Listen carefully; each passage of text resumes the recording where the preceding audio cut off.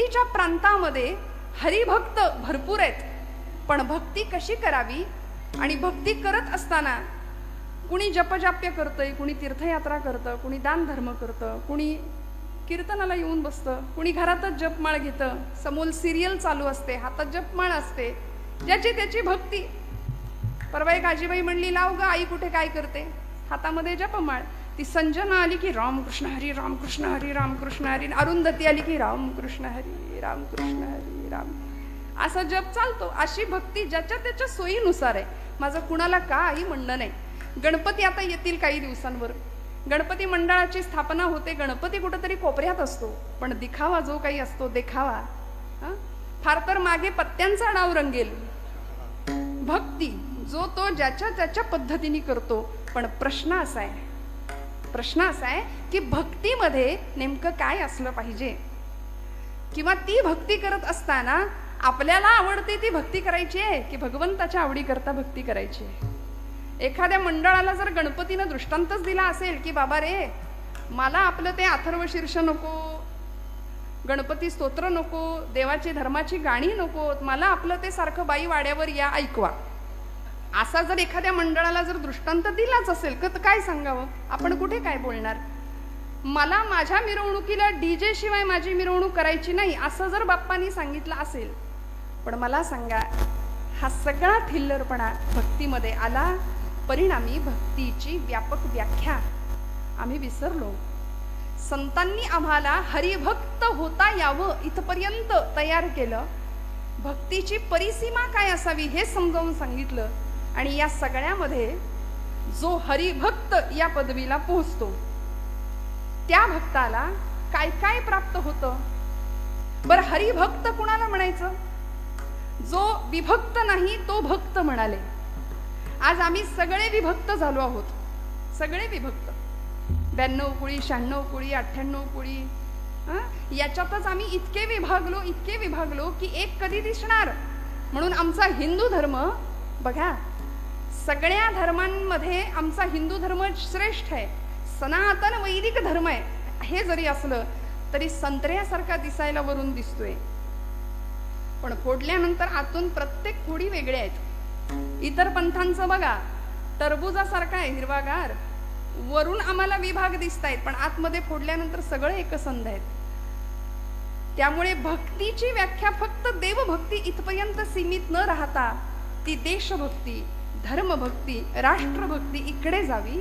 आणि असा हरिभक्त ज्यावेळी तयार होतो त्यावेळी त्याची अवस्था काय होते, त्याला काय काय प्राप्त होतं आणि भगवंत त्याच्या करता काय करतो हे तुकोबाराय सांगतात पहिल्या चरणापासून. हरीची भक्ता नाही भय चिंता, हरीची भक्ता नाही भय चिंता, हरीची भक्ता नाही भय चिंता, हरीची भक्ता नाही भय चिंता, हरीची भक्ता नाही भय चिंता, हरीची भक्ता नाही भय चिंता,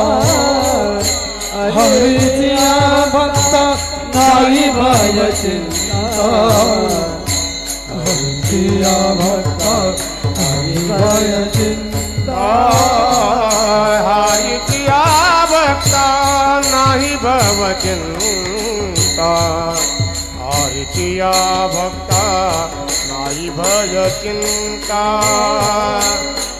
हरीची भक्ता नाही भय चिंता, हरीची भक्ता नाही भय चिंता, हरीची भक्ता नाही भय चिंता, हरीची भक्ता नाही भय चिंता, हरीची भक्ता नाही भय चिंता, हरीची भक्ता नाही भय चिंता.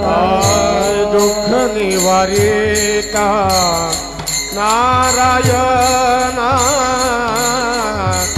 दुःख निवारिता नारायणा, दुःख निवारिता नारायणा दुःख निवारिता नारायणा दुःख निवारिता नारायणा दुःख निवारिता नारायणा न लगे वाहने संसार उद्वेग न लगे वाहने संसार उद्वेग न लगे वाहने संसार उद्वेग न लगे वाहने संसार उद्वेग दुःख निवारिता नारायण दुःख निवारिता नारायण दुःख निवारिता नारायण दुःख निवारिता नारायण दुःख निवारिता नारायण दुःख निवारिता नारायण निवारणे संसार उद्वेग निवारणे संसार उद्वेग निवारणे संसार उद्वेग संसार उद्वेग हरिया भक्ता नाही भय चिंता दुःख निवारिता नारायण दुःख निवारिता नारायण दुःख निवारिता नारायण हरिया भक्ता नाही भय चिंता दुःख निवारिता नारायण दुःख निवारिता नारायण दुःख निवारिता नारायण नारायण नारायण हरीचिया भक्ता नाही भय चिंता. तुकोबरायांनी हरिभक्त या अवस्थेला आम्ही जेव्हा पोहोचतो तेव्हा आम्हाला काय लाभ होतात याचं वर्णन केलंय बरं का. हरीच्या भक्ताला भय नाही पहिली गोष्ट, आणि दुसरी गोष्ट चिंता रहित जीवन खरा हरिभक्त जगतो. तुम्ही आम्ही चिंतेत असतो कायम, तुम्ही आम्ही कायम भयग्रस्त असतो. आणि बघा तुम्ही कथा कीर्तनाला जाणारा माणूसच फार अगदी घाबरून जगत असतं, होय की नाही. आम्ही निर्भय असावं ही संतांची अपेक्षा आहे. कीर्तनाला रोज येणारा माणूस कायम लो कॉन्फिडन्स आहे, अजिबात आत्मविश्वास नाही, जीवनाकडे सकारात्मकतेने बघण्याची दृष्टी नाहीये, जीवनाचा संघर्ष पचवण्याची तयारी नाहीये. पण हरिभक्त ज्यावेळी आम्ही होतो तो भक्त भयरहित भयमुक्त जीवन जगतो. म्हणून आमच्या सगळ्या संतांची उदाहरणं बघा, चरित्र बघा. तुकोबरायांचं चरित्र घ्या. काय होतं महाराजांकडे, आम्ही सदैव सुडके जवळी येता चोरही धाके. चोरांनी 10-100 वेळा विचार करावा यांच्या घरात जाताना जाऊ की नको. दारिद्र्य बघून आपल्याकडचंच काहीतरी द्यायची इच्छा व्हावी की काय, म्हणून चोर सुद्धा घाबरायचा तुकोबरायांकडे यायला. पण महाराज निर्भय. संसाराला बाजूला ठेवलं. संसार तापे तापलो मी देवा, करिता या सेवा कुटुंबाची. मी हे सगळं केलं भगवंता, पण पोळलो, ताप झाला, आणि आता तुझ्या भक्तीला लागलो, तुझ्या भजनाला लागलो. मला लोक काय म्हणतात याची मला पर्वा नाही. कोणी निंदा कोणी वंदा, आम्हा स्वहिताचा धंदा. माणसाने असं असावं बरं का, निर्भय असावं, निर्भय. नाहीतर अमुक काय म्हणेल, आता कीर्तनाला मी जाऊन बसलोय, मग माझे मित्र काय म्हणतील. ऐन 25शीत 20शीतली पोरं कीर्तनाला येताना फार विचार करतात. का समाज काय म्हणेल, 4 मित्र काय म्हणतील आतापासूनच येड लागलं याला. निघाला कीर्तनाला. आमच्या तरुण अगदी 20-25शीतल्या मुली सुद्धा कीर्तनाला येताना थोडंसं काचकूच करतच येत असतील, मला असं वाटतं नाही का. मनामध्ये लोक काय म्हणतील. अर्जुनाचं हेच झालं होतं की नाही हो. पण भगवंतांनी कसं सिद्ध बनवलं. कुरुक्षेत्रावर मोहग्रस्त झालेला अर्जुन भयव्याकुल स्थितीमध्ये होता. सिदंती मम गात्राणी मुखंच परिशिष्यती. माझे हातपाय गळून गेले देवा, माझ्या तोंडाला कोरड पडली, कारण माझेच आप्तिष्ट समोर आहेत. पितामह भीष्म, द्रोणाचार्य, कृपाचार्य या सगळ्यांना मी कसं मारू, माझे भावंड समोर आहेत. हातातलं धनुष्य गळून पडावं. भगवान गोपाल कृष्ण म्हणाले, अर्जुना उठ, उचलते तुझं धनुष्य आणि सिद्ध कर क्षत्रियत्व तुझं. स्वतःला क्षत्रिय म्हणवतोस ना, हतो वा प्राप्स्यसि स्वर्गम जित्वा वा भोक्षसे महिम. रणांगणावर धारातीर्थी पतन पावलास तर स्वर्गात जाशील आणि जिंकलास तर राज्य तुझं आहे, लक्षात ठेव. आणि मग 18 अध्यायी गीता श्रवण करावी अर्जुनाने भगवंतांच्या मुखातनं. आणि अर्जुनाला सांगावं, अर्जुना निसंग असलेला मी, माझा संग तू केलास म्हणून या पदाला पोहोचलास. म्हणून तो भगवंतू जो निसंगाचा सांगा तू, तो म्हणे पार्था दत्तचित्तू होई आता. हे सगळं ऐकवलं, ऐकून घ्यावं लागलं अर्जुनाला, सगळं ऐकावं लागलं. आणि मग जे काही स्थित्यंतर झालं, मग जे काही परिवर्तन झालं, अर्जुनाला निमित्त केलं आणि भगवंतांनी भारतवर्षातल्या सगळ्या अधर्माचा नाश त्या युद्धामध्ये केला. का हो? भक्तांनी निर्भय असलं पाहिजे. भक्ताचं ध्येय काय असलं पाहिजे, ते ध्येय निश्चित असलं पाहिजे. दुर्दैवानी आज तुमचं आमचं भक्ती राहू द्या बाजूला, व्यवहारात सुद्धा धड एक निर्णय नाही आमचा. कायम संभ्रांत, कायम गोंधळलेल्या अवस्थेमध्ये आहे की नाही. कायम भयग्रस्त आहोत. असं केलं तर असं होईल, मग तसं केलं तर काय होईल. निर्णय क्षमता नाही, पालकांकडे नाही. त्यामुळं पालक आपल्या मुलांमध्ये ती निर्णय क्षमता देऊ शकत नाहीयेत. मग आमचं बाळ 10वी पास होतं कसं बसं. 10वी झाल्यानंतर, अहो 10वीला 98% पोराला जरी पडले तरी पालक विचारतात 2% कुठं गेले, विचारतात की नाही. सध्या कशाच्या मागे आम्ही लागलो. खऱ्या अर्थी निर्भय, बलवान आणि पोलादी स्नायूंचे संन्यासी मला हवेत, अशा स्वामी विवेकानंदांनी अपेक्षा केली होती.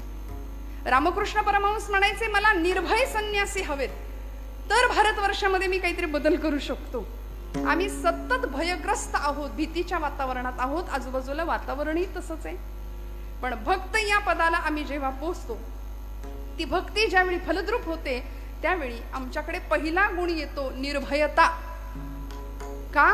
कारण भगवंतावर जो आम्ही विश्वास ठेवतो तो कसा असतो, निष्काम निश्चळ विठ्ठली विश्वास पाहू नये वास आणि कांच. आता बाकी काही हरकत नाही, काहीही वाटेल ते झालं तरी आम्हाला त्याचा काही फरक पडत नाही. न मिळो खावया न वाढो संतान, न मिळो खावया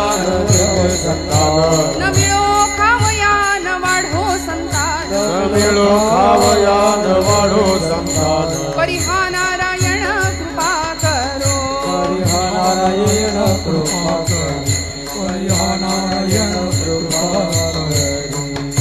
तुटो हे शरीर फुटो हे मस्तक, नामाचा गजर सोडू नये. नामदेव महाराज म्हणले, देह जावो अथवा राहो, पांडुरंगी दृढ भाव. काय भक्तीची परिसीमा असेल.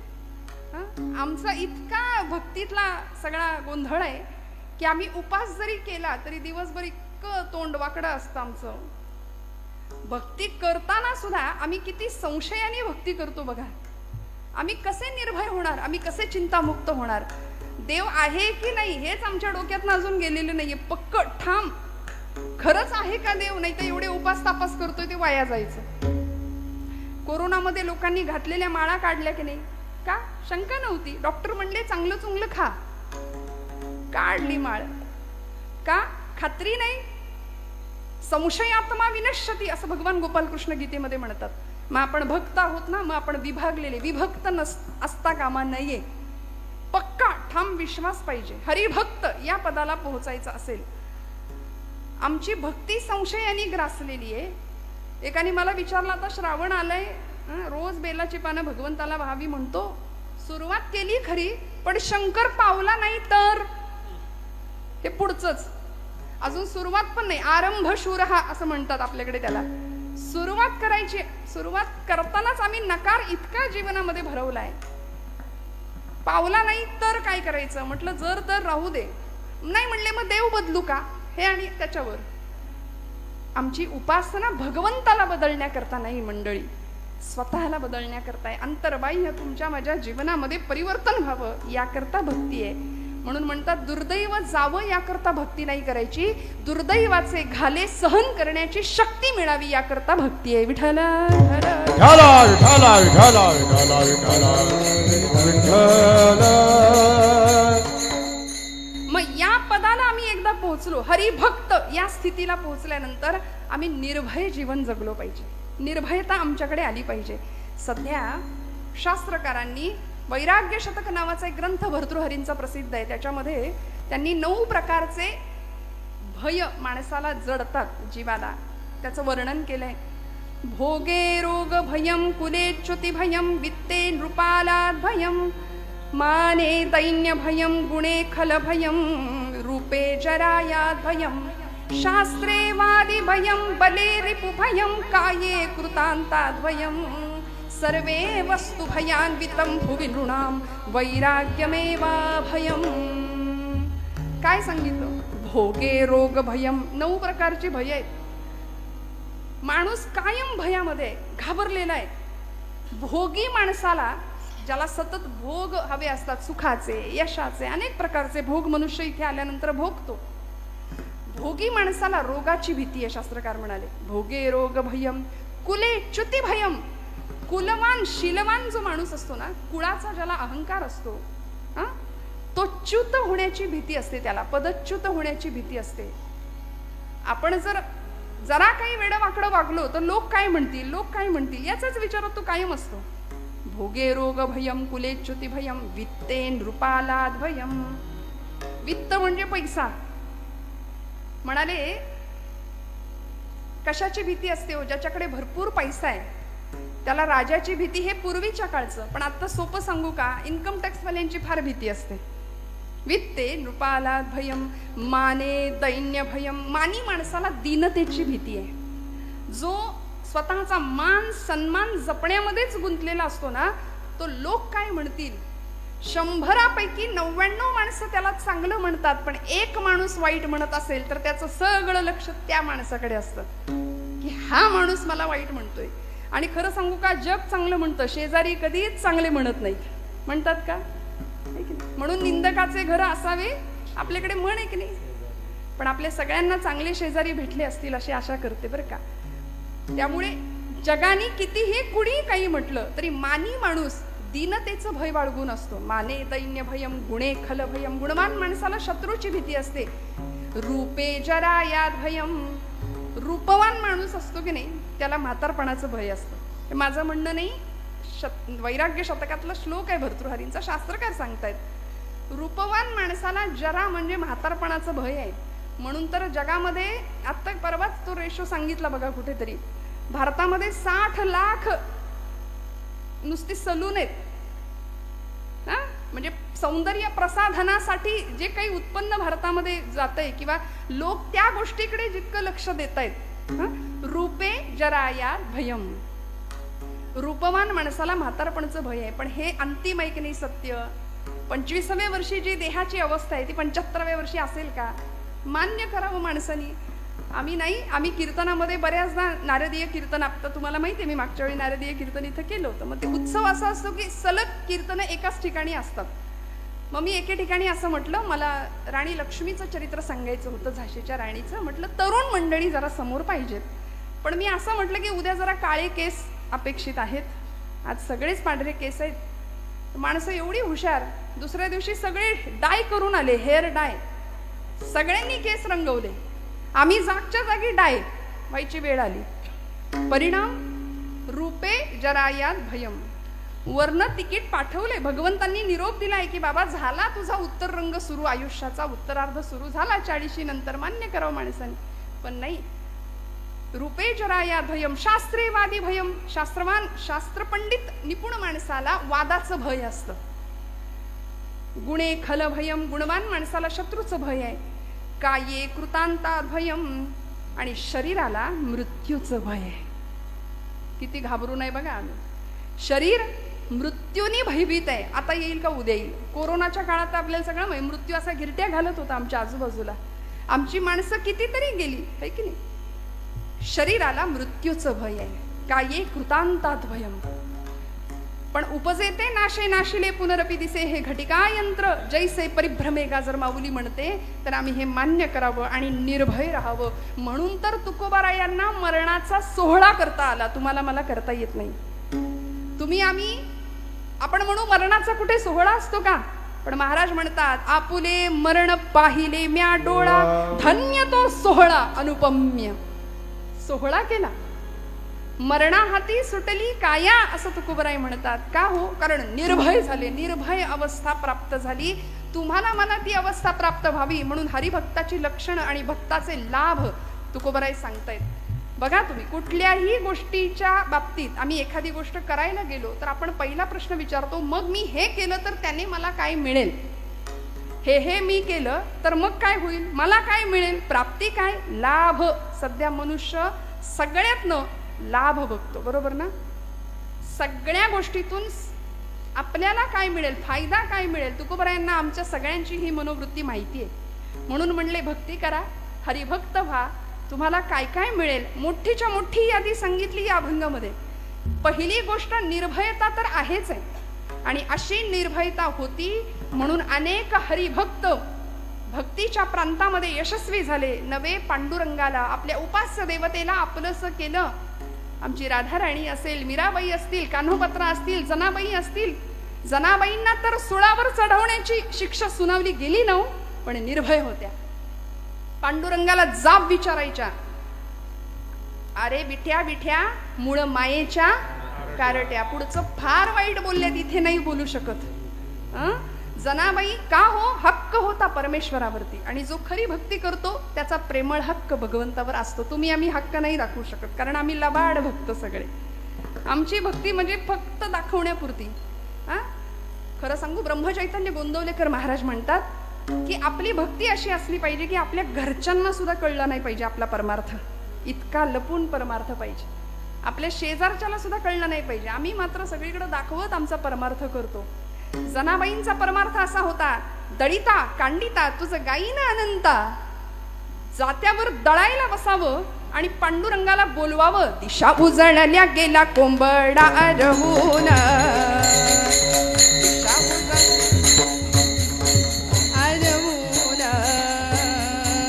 सूर्याचं किरण येती डोंगरा मागून. हो, सूर्याचं किरण येती डोंगरा मागून.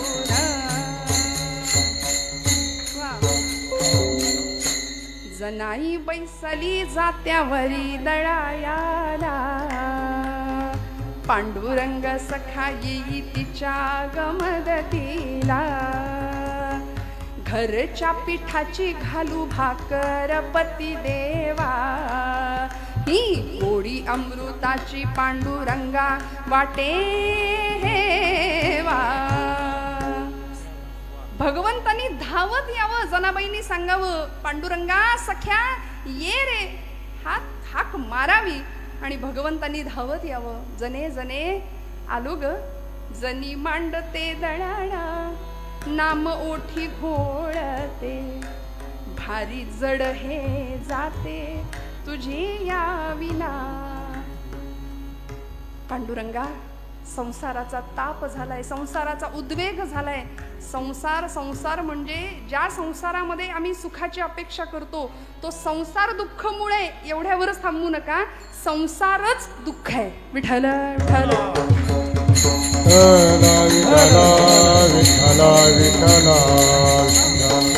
म्हणून हाक मारावी आणि पांडुरंगाने धावत यावं. आज तुम्ही आम्ही बोलवल्यानंतर पांडुरंग येतो का हो? येईल का? नाही.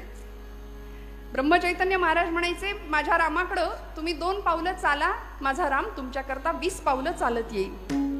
तुम्ही चाललाच नाही तर तो म्हणेल तू तुझ्या जागी बरा, मी माझ्या जागी बरा. आमचा असं आहे, आम्हाला देवाकडून सगळं पाहिजे, देव नको. आहे की नाही? यादी लिस्ट तयार आहे आमची. हे पाहिजे, ते पाहिजे, ते पाहिजे. भक्ती करतो, सकाम भक्ती करतो. देवा अमुक अमुक अमुक अमुक एवढं सगळं मिळू दे तर आम्ही, म्हणजे आमच्याकडे नवसाची पद्धत आहे की नाही, कौल लावतो आम्ही, नवस करतो. ही सकाम भक्ती झाली. पण संतांनी निष्काम भक्ती करावी. जनाबाईंची निर्भयता काय होती? जनाबाईंनी भगवंताला बोलवावं आणि भगवंतांनी धावत यावं. कारण जनाबाई म्हणायची, अरे अरे विट्या मूळ मायेच्या कारट्या. नामदेव भांडण करायचे, भक्त कैवारी या होशी नारायणा, भक्त कैवारी या होशी नारायणा, बोलता वचन काय लाज, काय लाज, पंढरी निवास सखा पांडुरंग, पंढरी निवास सखा पांडुरंग. नामदेव महाराज म्हणायचे, तुला माझ्याशी बोलायला लाज वाटते काय रे देवा? असं आम्ही बोलू शकतो का? नाही. का? मला सांगा. आम्ही सगळ्या माता भगिनी, मी थोडस या वर्गाला बोलते, की आपलं पोटचं लेकरू जर दिवसभर उपाशी असेल, जेवलंच नाही, तर आपल्याला किती वाईट वाटतं. एकदा तरी डोळ्यात पाणी येतं की नाही? आज माझ्या लेकरांनी, आज माझ्या काळजाच्या तुकड्यांनी काही खाल्लं नाही. किती गुंतलोय आम्ही बघा मायेमध्ये. वास्तविक तोच तुकडा काळजाचा मोठा होतो, लाथ मारायला पुढे मागे बघत नाही, पण त्याच्याकरता आम्ही किती तुटतो, किती झुरतो. संत म्हणतात, तेवढं झुरणं, तेवढं तुटणं भगवंता करता ठेवा. तरी झडझडोनी वहिला निघ, ये भक्तीची वाटे लाग, तई पावसी अव्यंग निजधाम माझे. आम्ही भगवंतासाठी कधी रडतो का हो? समजा आमचं पोरग जेवलं नाही म्हणून आम्ही एखाद्या वेळी डोळ्यात पाणी येईल, माऊलीचं नाव उच्चारल्यावर आमच्या डोळ्यात पाणी यावं, पण ते नाही येत. भगवंतापुढे नैवेद्य ठेवून आम्ही कधी रडलोय का? जसं पोरासाठी रडतो तसं. आज माझा देव जेवतच नाही, जेवतच नाही. आम्हाला वेळ कुठे? आम्ही काढून घेतो लगेच. खाल्लं बिल्लं तर करायचं काय त्याने? आम्हाला इतकी घाई आहे. भगवंता करता आम्ही रडत नाही. आणि खरं सांगू का, नामदेव महाराज रडले म्हणून पांडुरंग जेवला. अज्ञान स्वामी रडले म्हणून रामराय जेवले. ब्रह्मचैतन्य महाराज रडले म्हणून राम जेवला त्यांच्या हातनं. इथे आम्ही रडणारं कुणी नाही, त्याला बोलवणारं तर कुणी नाही. तो तिष्ठत उभा आहे 28 युगांपासून. पुन्हा कधीतरी एखादा माझा नामदेव यावा, मला हट्ट करावा जेवणाकरता. पुन्हा कधीतरी एखादी जनाई यावी, तिने मला बोलवावं. तो व्याकुळ आहे, तो आर्त आहे, तो भावाचा, भक्तीचा भुकेला आहे. आमचा नैवेद्य तो खात नाही. आणि खरं सांगू का, आपला नैवेद्य तो खात नाही, याच्यातच तो आपली आब राखून आहे. विठ्ठल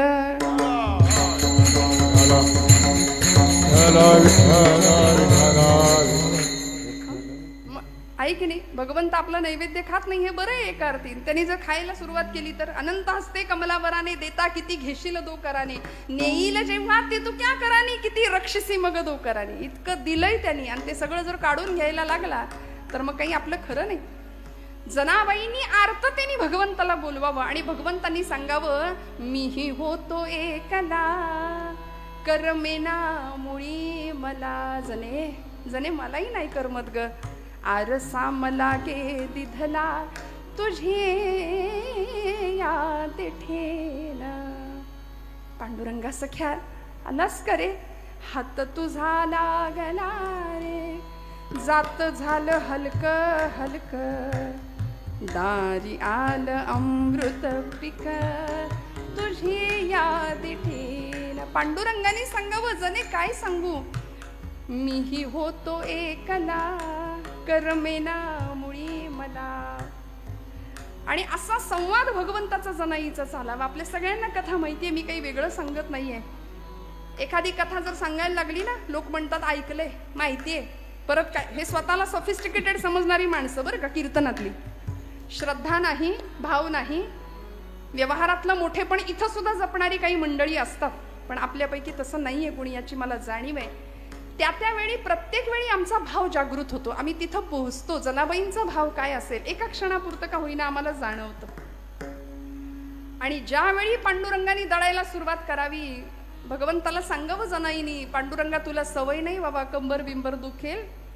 आडवे झाले भगवंत.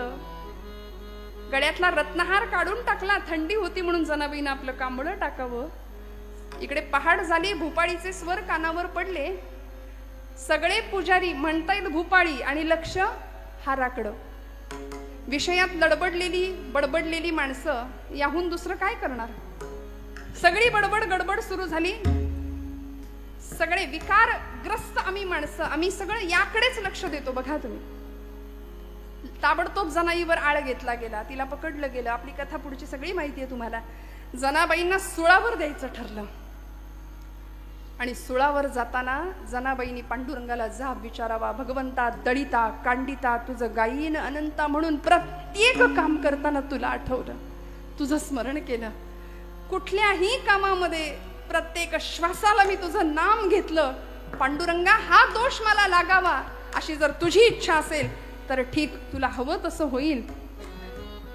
पण मी निर्दोष आहे हे जगाला जर कळायचं असेल ना तर भगवंता तुला यावं लागेल. म्हणून सुळावर देताना जनाबाई म्हणतात, पाटील अहो पांडुरंगाच्या देवळात निघाले तरी पायरीला नमस्कार करून जाते. आज तर आयुष्य संपवायला निघाली, या सुळाला नमस्कार तर करते. म्हणून सुळाला हात लावला आणि सळ सळ सळ सूळ सगळा वितळायला लागला. लोखंडाचं पाणी झालं. आता जर हे असं नवीन पिढीला सांगितलं तर फार पुढारलेली, फार शिक्षण घेतलेली मंडळी म्हणतात हे काही पटत नाही, बुद्धीला पटत नाही. पण बुद्धीपेक्षा भावनेनी इथे विचार करायचा असतो. बरं, त्यांना पटावं तर त्यांनाही सांगावं लागेल, नाहीतर ते इकडे येणारच नाहीत. आपलं फार आहे बघा तुम्ही, आपल्या संप्रदायामध्ये असू दे, हिंदू धर्मामध्ये असू दे, आमची नवीन पिढी भरकटलेली आहे, वेगळ्या मार्गावर जातीये. का? कारण आम्ही त्यांना आपलंसं करून घेत नाही. तुला नाही कळायचं ते जाऊ दे, तुझं तू बघ. आपण त्याला बोलून मोकळे होतो. पण ते म्हणतात हे तुमचं मॅजिक आम्हाला पटत नाही, आमचं लॉजिक काय आहे, लोखंडाचं असं पाणी होऊ शकत नाही. अहो पण पंचभौतिक असलेला देह आहे, भू जल तेज समीर ख अशा 5 महाभूतांपासून बनलेला देह. त्यातलं अग्नितत्व भगवंत जागृत करतात आणि अग्नीचा स्पर्श झाल्यानंतर लोखंडाचं पाणी जसं होतं तसं अग्नीची सत्ता तिच्या हाताच्या स्पर्शाला दिली, लोखंडाचं पाणी झालं. सर्व सत्ता आली हातात, नाम याचा खेचर दाता. भगवंत सत्ताधीश आहे, तो तुम्हाला मला सगळं द्यायला बसलाय. त्यामुळे आम्ही निर्भय व्हावं आणि मोकळ्या मनाने, मोकळ्या अंतःकरणाने भगवंताची भक्ती करावी. नाही भय चिंता, चिंतारहित जीवन तुमचं आमचं असावं. का? कारण दुःख निवारिता नारायण तुझं मोकलील. ऐसे नाही मज मोकलील, ऐसे नाही तुझे मोकलील, ऐसे नाही तुझे मोकलील.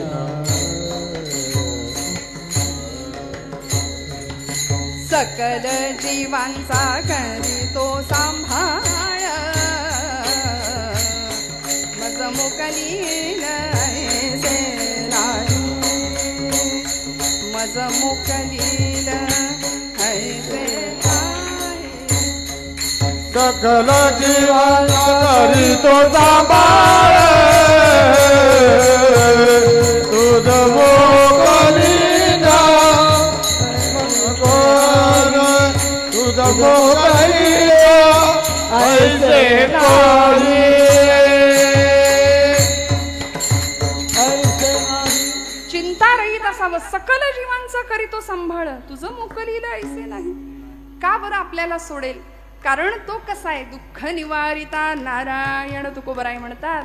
आणि मग हे सगळं कळायचं असेल तर आम्ही काय केलं पाहिजे? अभंगाचं 2रं चरण.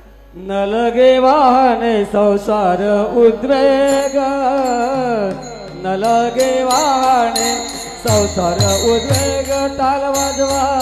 न लगे वाहने संसार उद्वेग, न लगे वाहने संसार उद्वेग, न लगे वाहने संसार उद्वेग. जडोने पांग देवराव,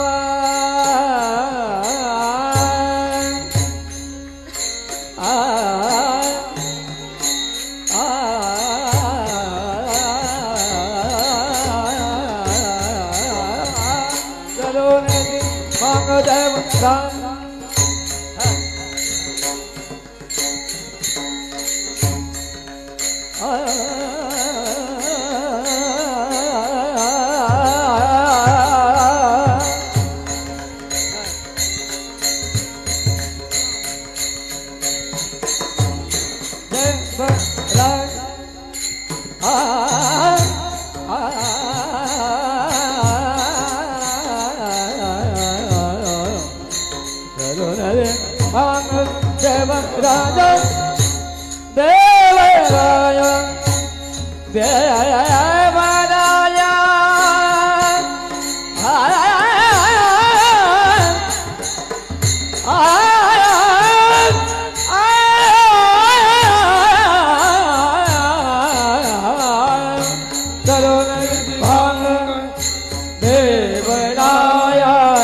जलोन दीपांग देवराया जलोन दीपांग देवराया नलगे वाहने संसार उद्वेग नलगे वाहने संसार उद्वेग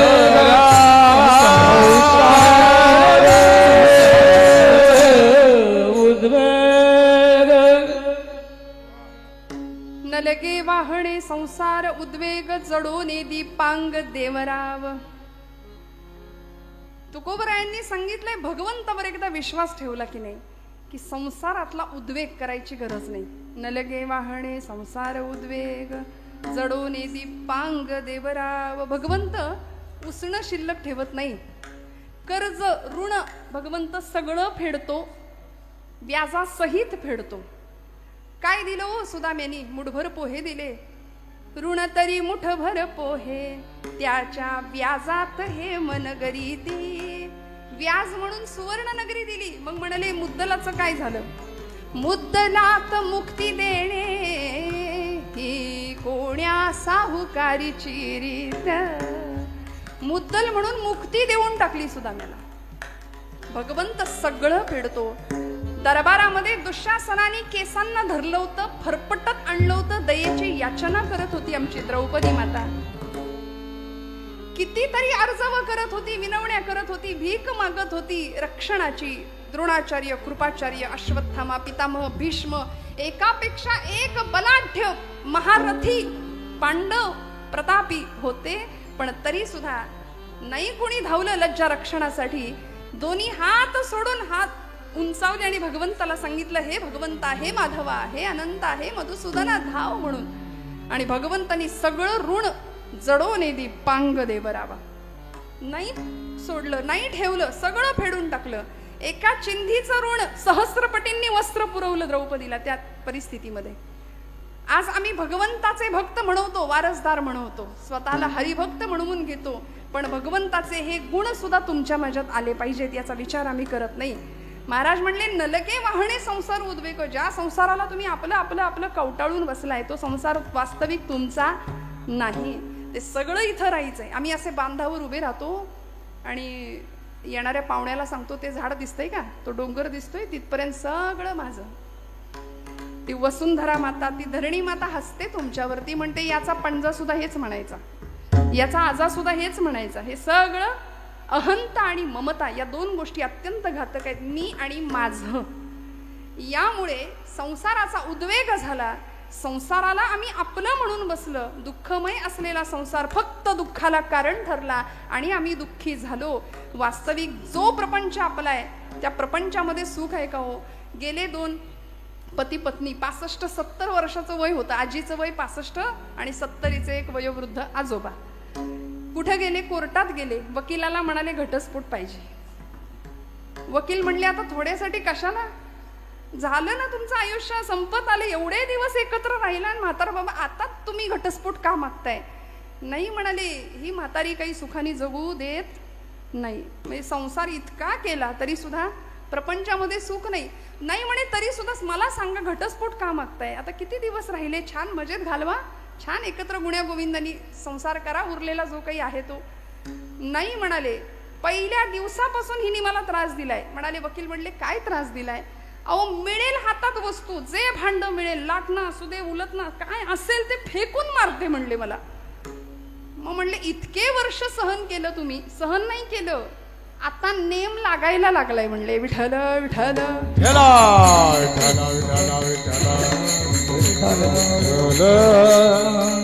इतके दिवस सगळी प्रॅक्टिस झाली म्हणूया. आणि असा प्रपंच आहे बघा ना. वाटतंय सुख आहे, सुख सुख म्हणत आहे, दुःख ठाकोनी आले. करुणाष्टक लिहिली समर्थ रामदास स्वामींनी.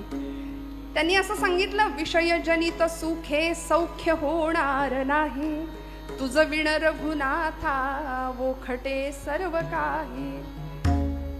भजन रहित रामा सर्वही जन्म गेला, स्वजन जनधनाचा व्यर्थ म्या स्वार्थ केला.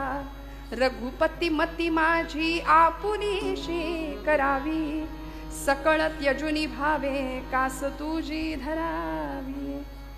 म्हणून घटिका गेली पळे गेली, तास वाजे झणाणा, आयुष्याचा नाश होतो राम कारे म्हणाना. हा संसार आम्हाला बंधनाला कारणीभूत ठरणार आहे. ते भुंग्यासारखं आमचं असे आम्ही गुंतून बसलोय आणि तो भ्रमर रात्रभर कमळाच्या फुलात जाऊन बसला. का?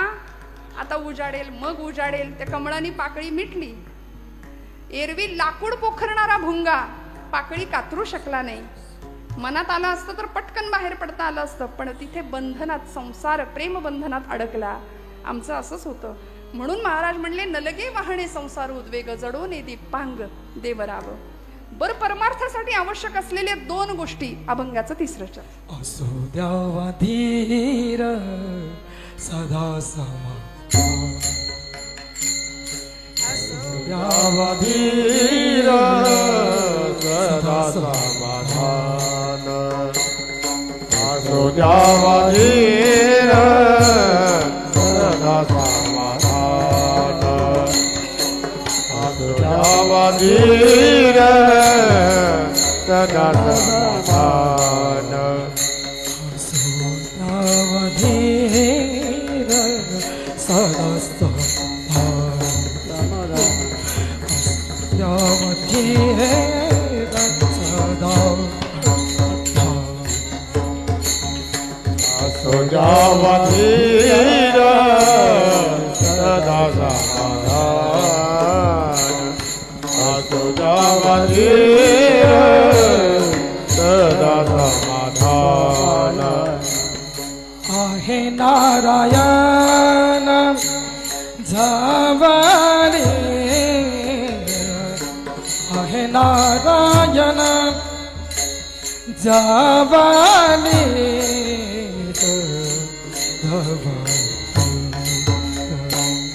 लगे वाहने संसार उद्वेग, लगे वाहने संसार उद्वेग. आहे नारायण जवानीत, आहे नारायण जवानीत, नलगे वाहने संसार उद्वेग, नलगे वाहने संसार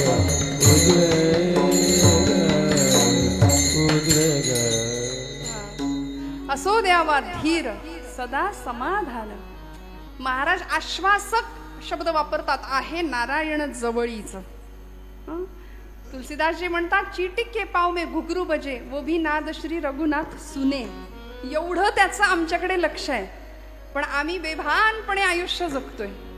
आम्हाला भ्रांत आहे कशाची?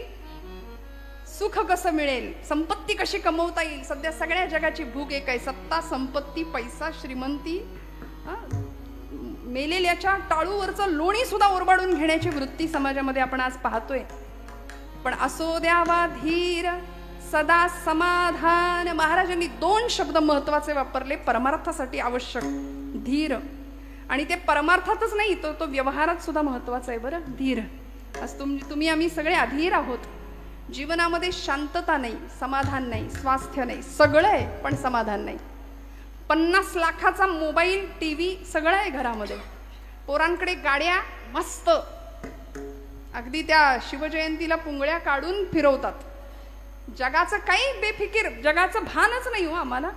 व्यसन आणि फॅशन याच्या आहारी गेलेली आमची तरुणाई. मला कधी कधी वाटतं त्यांच्या त्या पॅन्ट बघितल्या तर असं वाटतं माणसांपेक्षा उंदरं जास्त आहेत की काय घरात यांच्या. सगळं शिकवायची वेळ आली की नाही, केशभूसेपासून वेशभूषेपर्यंत. का हो? कुठे चाललो आम्ही? एक काळ असा होता, म्हणजे एखाद्याच्या घरात आपण गेलो आणि पटकन चहा आला समोर. पूर्वीच्या काळी गुळाचा चहा प्यायची पद्धत पूर्वी, आता जुनं ते सोनं म्हणून आता आम्ही तेच करतोय, आहे की नाही? पूर्वी माणसं दूध न घातलेला चहा द्यायची, तेव्हा आपली माणसं काय म्हणायची? म्हणजे गरीबाच्या घरचा चहा, काळा चहा. आता ते श्रीमंतीचं लक्षण झालंय. ठिकठिकाणी फाटलेले ग्रीन टी, अजून ब्लॅक टी, त्याला नावं दिली आम्ही, वा वा, लेमन टी. बरं, ठिकठिकाणी फाटलेल्या जीन्स ते श्रीमंतीचं लक्षण झालं. आमच्या इथल्या आजीनी सांगावं, साडी फाटली तर जोडून रफू करून, है की नाही, वापरायची. गरिबीत माणसांनी हे दिवस काढले म्हणून नव्या पिढीला हे सगळं भोगायला मिळतंय. आणि आम्ही हे सगळं विसरून घरातलं 2 वर्षाचं पोर घरातल्या म्हाताऱ्या आजीला म्हणतं, आजी तू गप, तुला काही कळत नाही. आणि तुम्ही आता कसे हसला तसेच घरातले सगळे हसतात, किती हुशार बाळ आहे. त्याला 2 वाजवल्या पाहिजेत की नाही त्यावेळेत. मला खरं सांगा, मी चुकत असेन तर शास्त्र सांगतं, लालयेत 5 वर्षांनी, 10 वर्षांनी ताडयेत. 5 वर्षापर्यंत बाद झाले लाडकोड. 10 वर्षाच्या पुढे, 5 वर्षाच्या पुढे पोरग गेलं की फटके देता आले पाहिजेत वेळेच्या वेळी. नको तिथे नाही तितकं जर कौतुक झालं ना तर मग फार भरकटले पण यायला वेळ नाही लागत. बाप हसत हसत 5 वर्षाच्या पोरांनी मांडलेली चापट सुद्धा सहन करतो, म्हणतो माझं बाळ किती हुशार आहे. मग तेच बाळ मोठं झाल्यावर हाताऐवजी लाथ वापरतं आणि वृद्धाश्रमाची वाट दाखवतं. मला काही दिवसांपूर्वी वाचलेला रेशो आहे, भारतामध्ये हिंदू धर्मीयांची वृद्धाश्रम जास्त आहेत. किती लाजिरवाणी गोष्ट आहे. मुस्लिम पंथामध्ये आपल्या आई वडिलांना वृद्धाश्रमात पाठवायची व्यवस्था किंवा पद्धतच नाहीये, ते सांभाळतात. आज तुम्हाला आम्हालाच आमचे पालक जड का होत आहेत? का आमची पोरं वृद्धाश्रमाचा रस्ता आई वडिलांना दाखवतायत? सगळं असून बेवारस असल्यासारखे पालक वर्ग का बरं? रक्ताचे पाणी करावं, हाडाची काढं करावी, सगळं करावं का हो? आम्ही अधीर झालो. असंयमित जीवन, मर्यादे पलीकडचं जीवन आज आम्ही बघतोय, भोगतोय आजूबाजूला. इथल्या प्रत्येक पुरुषांनी, माता भगिनींनी मला सांगावं की आमची तरणी ताठी पोर जर घरातनं बाहेर पडली आणि संध्याकाळी 7 वाजून जरी गेले आणि ती घरात नाही आली तर आमच्या काळजाचा ठोका चुकतो की नाही? का हो? कारण मर्यादे पलीकडचं जग आज आपण बाहेर पाहतोय. मग अशा परिस्थितीमध्ये आम्ही भपकेपणाकडे लक्ष द्यावं, भप्पकपणाकडे लक्ष द्यावं की आहे त्याच्यामध्ये समाधानी राहून खऱ्या अर्थी आमच्यातलं आत्मतत्व जागृत करावं, खऱ्या अर्थी परमार्थाची कास धरावी आणि मुलींना स्वसंरक्षण कसं करता येईल यासाठी आम्ही त्यांना सिद्ध आणि कटिबद्ध बनवलं पाहिजे की नाही? मला सांगा. असे टपून बसलेत, कधी आमच्या उमऱ्यात येतील सांगता येत नाही. लव जिहादवाले आमच्या पोरी बाळींना फूस लावून फसवून घेऊन जातायत, धर्मांतर सरळ घडतायत. आणि हा परिसर तुम्हाला मला काही मी काय सांगावं इथं येऊन? आपण सगळं जाणता, आपल्या सगळ्यांना सगळं माहिती असतं, फक्त ज्यांनी बोलायला हवं ती मंडळी बोलत नाहीत म्हणून सगळं बिघडतंय. नको बोलायला हवे त्यांचे आवाज भयंकर वाढतायत. धर्मावरती विशिष्ट प्रकारे घाला घातला जातोय. आमच्या देवी देवतांवर, आमच्या संतांवरती नको त्या प्रकारे प्रहार केले जातात आणि आम्ही शांतपणे बसलोय, कुणाच्या घेण्यात नाही, कुणाच्या देण्यात नाही. आम्हाला कशाची फिकीर नाही, परवा नाही. महाराज म्हणले, असो द्यावा धीर सदा समाधान. समाधानी संतांना जमलं, महापुरुषांना जमलं, वीरांना जमलं. मला सांगा, सावरकर आले होते बॅरिस्टरीचा झगा पांघरून लंडनवरून, बॅरिस्टर होऊन आले होते, पण ती पदवी नाकारली. इथं आल्यानंतर 2 BHK 3 BHK घेता आला असता, बंगले बांधता आले असते, जमिनी घेता आल्या असत्या. संतांना करता आलं असतं की नाही? माऊलींना विचारावं, माऊली तुम्ही काय केलं इथं येऊन? तुम्ही काही घेतलं का एकरभर जमीन? माऊली म्हणले, हे विश्वची माझे घर, ऐसी मती जयाची स्थिर, किंबहुना चराचर आपणची झाला. म्हणून आज तुम्ही आम्ही बंगले बांधतो, पण आमच्या घरामध्ये माऊलींचा फोटो असतो. वसुधैव कुटुंबकमची भावना संतांना समजली, कारण ते सदैव समाधानी होते. तुकोबराय म्हणले, ठेविले अनंते तैसेची राहावे. आणि हे समाधान प्राप्त व्हावं याकरता आमच्या संतांनी प्राणपणाने प्रयत्न केले, लढले. किती? 11:30 पर्यंत वेळ आहे आपल्याकडे का नाही? 11:15. बरं, टाइम लिमिट दिलेला आहे. अशी समाधानी वृत्ती तुमच्या माझ्याकडे असेल, बघा समाधान पाहिजे की नाही? नाहीतर आपलं दिलंय म्हणून घ्यायचं 12 वाजेपर्यंत. आम्हाला नारदीय कीर्तनाची फार सवय, 2-2.5 तास आपलं एकटंच बडबडत बसायचं. पण हे आहेत याचं भान ठेवलं पाहिजे. विठ्ठल विठ्ठल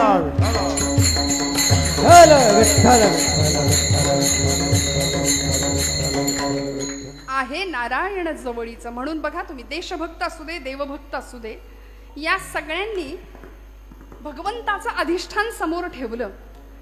16व्या वर्षी छत्रपती शिवप्रभूंनी रायरेश्वराच्या मंदिरात जाऊन रोहिडेश्वराच्या किल्ल्यावर 150 मावळ्यांच्या धारोष्ण रक्ताचा अभिषेक शंभू महादेवाला घातला होता.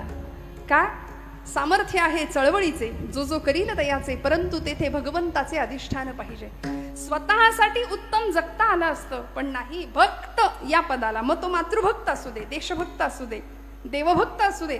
भगतसिंग ऐन 22व्या-23व्या वर्षी ही पोरं फासावर गेली. कल्पना करा, आमच्या घरातली 22-23 वर्षाची पोरं, काय वय होतं, पण तरी सुद्धा देशमातेसाठी प्राणांचं बलिदान दिलं. आणि ज्यावेळी फाशीच्या तख्तावर उभे राहिले होते भगतसिंग, मेरा रंग दे बसंती चोला, माहे रंग दे बसंती चोला, त्यावेळी भगतसिंगांची आई त्या कारागृहाच्या बाहेरच्या बाजूला रडत होती, भिंतीला कान लावत होती, त्या भिंतीवरून हात फिरवत होती, मेरा भगत फांसी पे जा रहा है. सगळा समाज विचारत होता की आई साहेब तुम्ही का रडताय? मुलगा फासावर चालला म्हणून रडता का? नाही म्हणाल्या. नाही, मेरा भगत आज जा रहा है इसलिए मैं नहीं रो रही हूँ. मेरा भगत जा रहा है, मातृभूमि के लिए जा रहा है, ये मुझे पता है. भगत जा रहा है इसका अभिमान है. अरे भगत सारखी अजून 7 पोरं जरी माझ्या पोटी जन्माला आली असती ना, तरी ती मी मातृभूमीलाच वाहिली असती म्हणाली. याला म्हणायचं भक्त ही अवस्था, बरं का. मग राष्ट्रासाठी, देवासाठी, धर्मासाठी प्राणावर उदार होण्याची भूमिका आमच्या सगळ्या संतांनी, महापुरुषांनी, वीरांनी निभावली. आमच्याकडे तारुण्याची व्याख्या परमादरणीय जगन्नाथ महाराज फार सुंदर सांगतात बघा. तेजस्विता, तपस्विता आणि तत्परता हे 3 गुण एकत्र आले की तरुण होतो ना. पण तो तरुण धरून आणावा लागतो म्हणतात की नाही महाराज. पण या तरुणाईला कशाला म्हणायचं हो तरुण? अंगापिंडांनी बळकट, मजबूत स्नायू, बलदंड शरीर यष्टी म्हणजे तरुण का? नाही. तेजस्विता, स्वामी विवेकानंद म्हणाले, तपस्विता आणि तत्परता हे 3 गुण आले की आम्ही सगळे तरुण. मग 75 वर्षाचे शेलार मामा सुद्धा तान्याला म्हणायचे, तान्या चढव यशवंती, म्या मारीन उदय भान्याला. गडाला पण सिंह गेला तेव्हा चमत्कार घडतो, जेव्हा 75 वर्षाचे शेलार मामा तिथे प्राणांची आहुती देतात, तिथे लढतात. तानाजी मालुसरे प्राणांची आहुती दिली, जीवाला जीव देणारी ही सगळी मावळे मंडळी. का हो? कारण शपथच घेतली होती 16व्या वर्षी, हे राज्य व्हावे ही तो श्रींची इच्छा. रक्ताचा अभिषेक केला होता शंभू महादेवाला. देवीचं अधिष्ठान ठेवलं होतं. देवी उमे कालिके आदिशक्ती शिवानंदिनी भक्त कल्याणिनी चंडासुर छेदिनी भद्रकालिनी शंभासुर प्राण संहारिणी दाक्षायणी शैल राजेंद्र कन्ये जगत्स्वामिनी राजराजेश्वरी कुळाची भवानी तुला प्रार्थितो हा शिवाजी रणी रे जय स्वामिनी.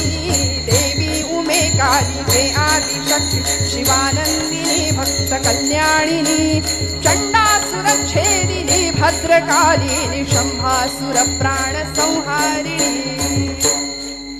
कुळाची भवानी तुला प्रार्थितो हा शिवाजी रणी दे जय स्वामिनी. आई जगदंबेची पूर्ण कृपा होती म्हणून हा राजा सिंहासनाधीश्वर छत्र चामर परिधान केलेली, पण तरी सुद्धा गळ्यामध्ये देवी भक्तीची कवड्याची माळ घालत होता. हातामध्ये पोत घेऊन देवीचा भुतिया म्हणून गोंधळी बनून नाचत होता. हे गोंधळी गोंधळी अंबेचे गोंधळी गोंधळी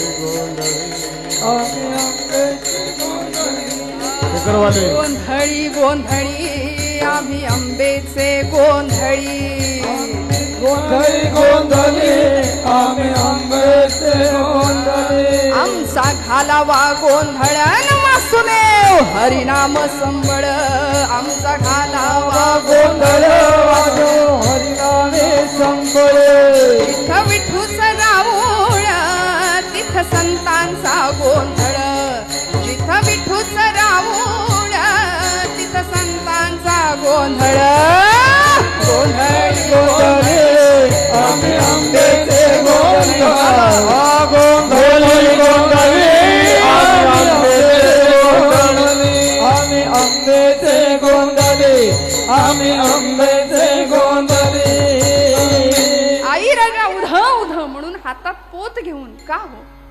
सामर्थ्य आहे चळवळीचे, जो जो करील तयाचे, परंतु तेथे भगवंताचे अधिष्ठान पाहिजे. म्हणून स्वराज्यावर आलेली सगळी संकट परतावून लावण्याचं धैर्य, साहस, पराक्रम आणि ताकद होती, कारण निर्भय अवस्था प्राप्त झाली होती. हरीची या भक्ता नाही भय चिंता. कारण जिजाऊ माऊलींनी अगदी लहानपणापासून हरिभक्ती शिकवली होती. रावणाला मारणारा राम शिकवला होता, कंसाला मारणारा कृष्ण शिकवला होता, पराक्रमी कीचकाची छाती फोडणारा भीम शिकवला होता. आता आमच्या पोरांना विचारा भीम म्हणजे काय हो, ते पोरग म्हणतो छोटा भीम, कार्टून मधला लाडू खातो. पण पांडव प्रताप, पांडव गीतेमध्ये वर्णन केले, धर्मो विवर्धति युधिष्ठिर कीर्तनेन, पापम प्रणश्यति वृकोदर कीर्तनेन, माद्री सुतो कथयताम न भवन्ति रोगाः, शत्रुं विनश्यति धनंजय कीर्तनेन. प्रत्येक पांडवाचं गुणवर्णन केल्यानंतर आम्हाला फायदा आहे, लाभ आहे. धर्मो विवर्धति युधिष्ठिर कीर्तनेन, धर्मराजांबद्दल ऐकल्यावर बोलल्यावर धर्मभावना जागृत होते. शत्रुं विनश्यति धनंजय कीर्तनेन, शत्रूंचा नाश होतो अर्जुनाचं चिंतन केल्यावर, गुणवर्णन ऐकल्यावर, पराक्रम ऐकल्यावर. वृकोदर म्हणजे भीमसेन, भीमांचं गुणवर्णन ऐकल्यानंतर अंतःकरणातली पापभावना जाते. आणि माद्रीसूत म्हणजे नकुल सहदेव यांचं वर्णन ऐकल्यानंतर रोगांचा नाश होतो. मग हे सगळं आम्ही ऐकायचं सोडून आज आमचे हिरो बदलले, आदर्श बदलले. असो, माझा त्याबद्दल बोलण्याचा आत्ता तरी भाव नाहीये, पण या पलीकडे जाऊन तुकोबराय सांगतात, आहे नारायण जवळीच, थोडा विश्वास ठेवा, भगवंत आहे आणि तो आहे. बरं, दर्शनशास्त्रामध्ये ईश्वरी अस्तित्वाच्या काही खुणा सांगितल्या जातात. परमेश्वर आहे याच्या खुणा, अचानक सुगंध येतो, अचानक मंद वारा येतो, अनाहत नाद ऐकू येतो, बासरीचा मंजूळ स्वर कानी येतो. वारीतल्या लोकांना अनुभव असतात, कुठेही फुल नसतं पण अचानक सुगंध येतो, आणि जिथं सुगंध आहे तिथं कृष्ण परमात्मा आहे. दर्शनशास्त्र आहे, भगवंत आपल्या अस्तित्वाची खूण देतोच देतो, फक्त ती जाणून घेण्याची भावना असावी. आणि मग नवविधातल्या सर्वश्रेष्ठ भक्तींमध्ये अशी एक भक्ती आहे, त्या भक्तीकडे जाताना पहिली भक्ती तुकोबर आमचे भागवतकार सांगतात, श्रवणम कीर्तनम.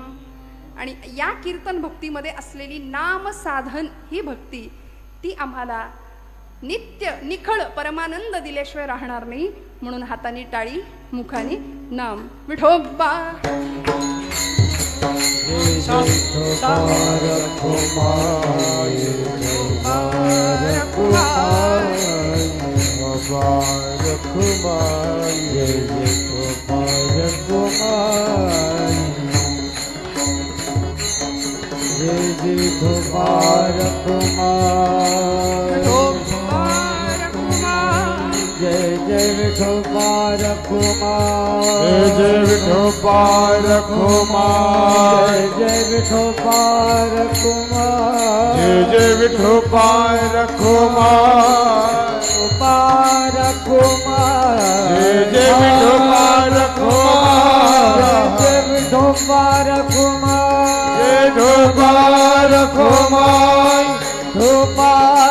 कुमार, कुमार कुमार, जय जय गोपाल कुमार, कुमार कुमार, जय गोपाल कुमार, विठोबार कुमार, जय गोपाल कुमार, जय विठोबार कुमार, जय गोपाल कुमार, जय विठोबार कुमार, जय जय विठोबार कुमार,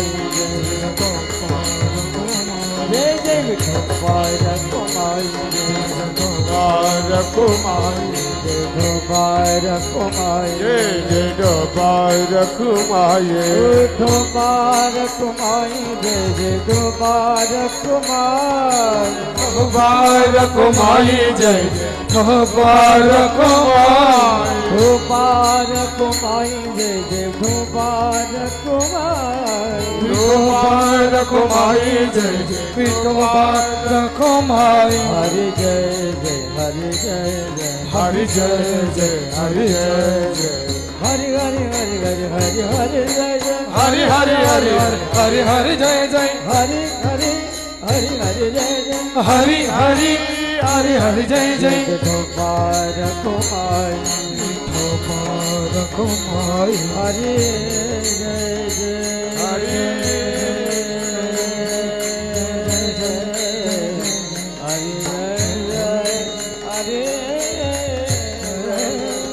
हरि जय जय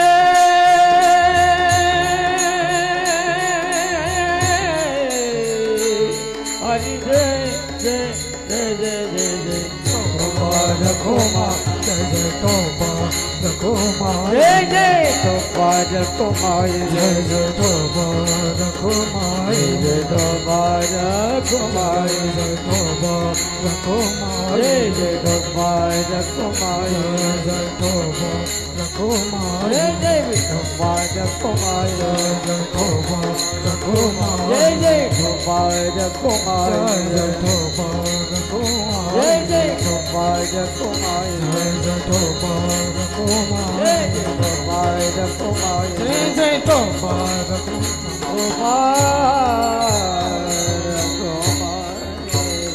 जय जय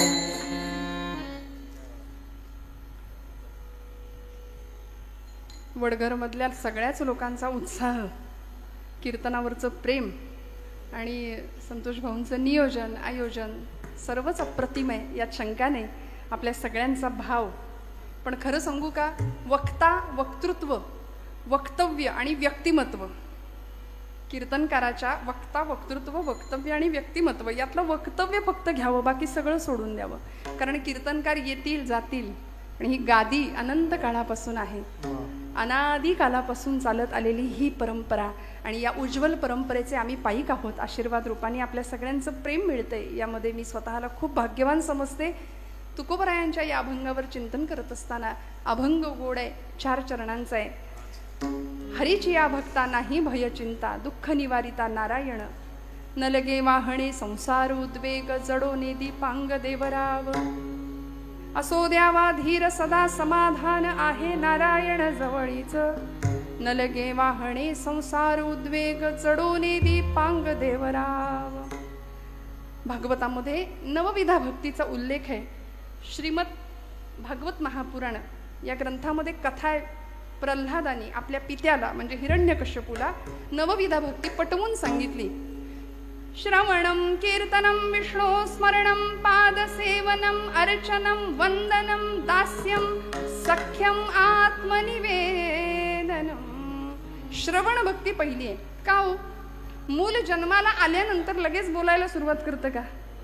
नाही, पहिल्यांदा आजूबाजूच्या जगाचा कानोसा घेतं, ऐकायला सुरुवात करतं, मग हळूहळू बोलायला सुरुवात करतं. पहिली भक्ती आहे श्रवण. म्हणून श्रवणाचे मिसे बैसावे येवोनी, साम्राज्य भुवनी सुख नांदे. मनाचा मारू न करता, इंद्रियांना त्रास सुद्धा न देता, माऊली काय म्हणते, येथे मोक्ष असे आयता श्रवणाची. श्रवण भक्तीचं महात्म्य आमच्या सगळ्या संतांनी पटवून दिलंय. आणि त्या पुढची भक्ती जी आपण आता करतो, कीर्तने महादोष जाती, कीर्तन चांग कीर्तन चांग होय अंग, असा महिमा कीर्तन भक्तीचा आहे की तुकोबराय म्हणतात, ब्रह्मज्ञाना हाती घोटवीन लाळ, ऐसा या कीर्तनी ब्रह्मरस, मुक्त आत्मस्थिती सांडवीन. काय संतांचा दृढ विश्वास आहे बघा या नामभक्ती विषयीचा. म्हणून कलियुगामध्ये तुम्हाला मला तारणारं एकमेव साधन आहे. बाकी सगळं आपण करूया, व्यवहार उत्तम करूया, प्रपंच नेटका करूया, भरपूर पैसा, जे काही प्रत्येकाला जे हवंय ते सगळं मिळवायचंय. पण हे करत असताना तुमच्या माझ्या जीवनाचा पाया जर भक्तीचा असेल तर आयुष्यात कितीही संकट आली, आणि आयुष्याचं नावच संघर्ष आहे ना. आपण ECG कुणाचा कधी काढताना बघितलंय का? ECG मशीन, त्या ECG मशीनच्या रेषा बघितल्यात का? ती रेष कधी सरळ असते का जिवंत माणसाची? तो माणूस जिवंत आहे तोपर्यंत ती रेष वर खालीच चालू राहते. एकदा का ती रेष सरळ झाली की श्वास संपला, जीवन संपलं. मग रात्रंदिन आम्हा युद्धाचा प्रसंग, अंतर्बाह्य जग आणि मन, हे तुकोबांनी सांगून दिलंय. मग कशासाठी मुडदूस चेहरे करून आम्ही जगायचं? संघर्ष प्रत्येकाला आहे, दुःख प्रत्येकाला आहे, प्रत्येकाला सहन करायचंय. आलिया भोगासी सगळं सहन करायचंय. आपलीच कर्म फळं आहेत, ती फळं आपण इथे भोगतोय, दुसरं काय आहे? कुणाला निंदा करायची, कुणाला द्वेष द्यायचा, कुणाला बोल लावायचा? एखाद्याला दुखवण्याकरता तुमची माझी योजना भगवंतांनी केली आहे का हो? नाही ना. मग हे सगळं जाणीव ठेवावी आणि भगवंताशी असं विलक्षण वेगळं आगळं नातं जोडावं की ते आम्हाला श्रवण, कीर्तनम, विष्णू स्मरणम, पादसेवनम, अर्चनम, वंदनम, दास्यम, सख्यम आणि आत्मनिवेदनापर्यंत घेऊन जाईल. म्हणून तुकोबरायांनी एक नातं भगवंताशी जोडलं शेवटच्या चरणात. भैरवी तुका मने माझा सखा पांडुरंग, तुका मने माझा सखा पांडुरंग, तुका म्हणे माझा सखा पांडुरंग, तुका म्हणे माझा सखा पांडुरंग. तुका मने माझा सखा पांडुरंग, तुका मने माझा सखा पांडुरंग, तुका म्हणे माझा सखा पांडुरंग, तुका म्हणे माझा सखा पांडुरंग. या पियेले जग, या पियेले जग, तेने के न लगे वारे, संसार उद्वेग न लगे वाहने, संसार उद्वेग. या पियेले व्यापिये जग येणे येते न लगे वाहने, न लगे वाहने, संसार उद्वेग. जडून दीपांग देवराव, जडून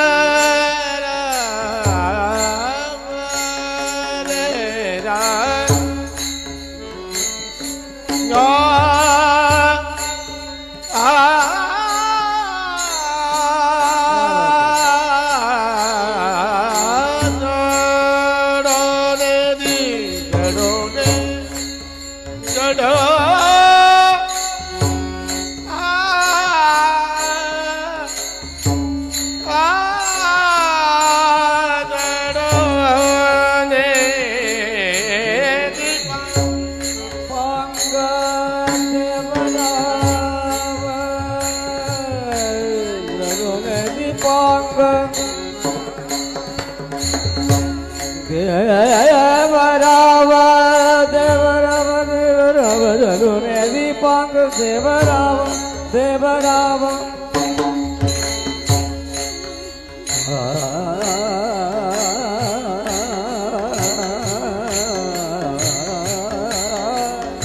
देवराव धरुणे दीपांग देवराव.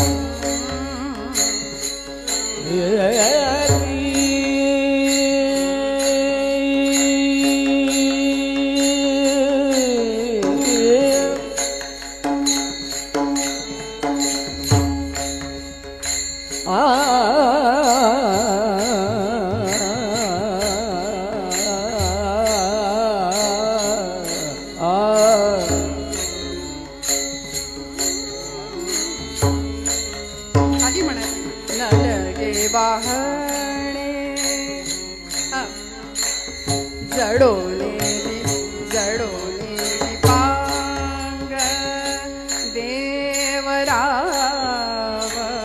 जडोले दीपांग आनाधा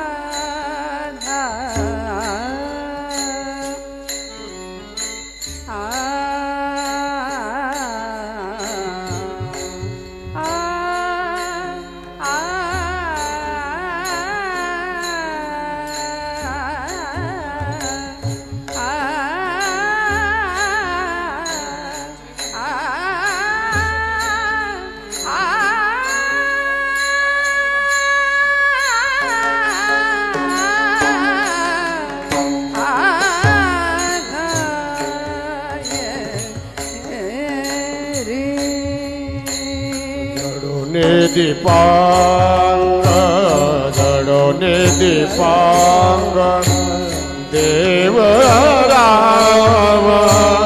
नलगेवाने संसार उद्वेग संसार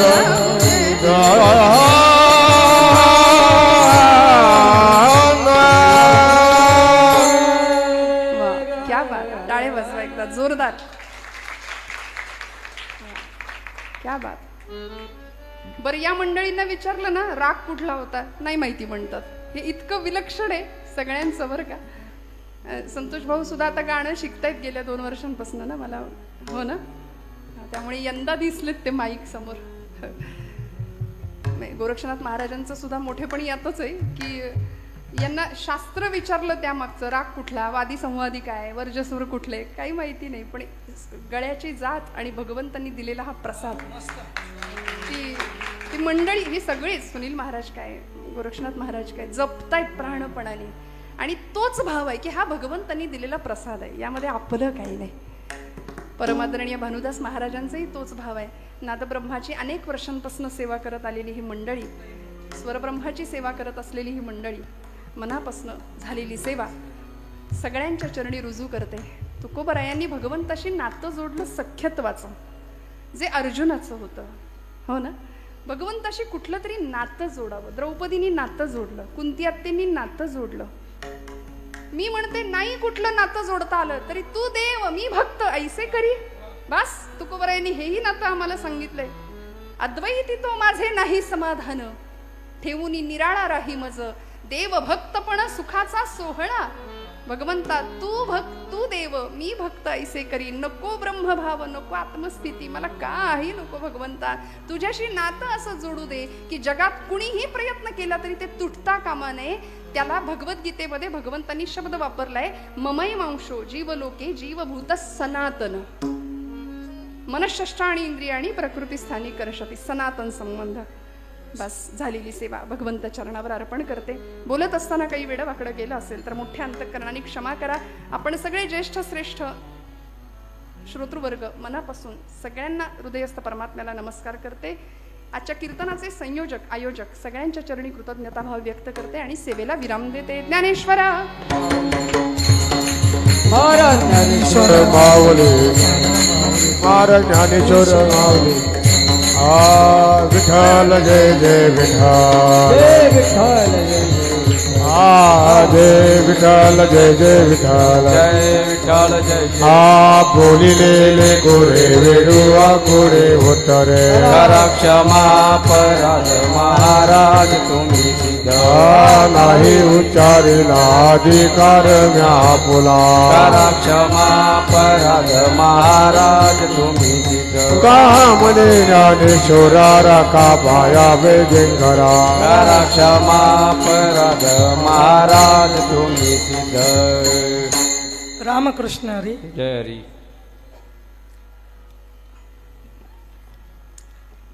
कधी पण फोन करा ताईंना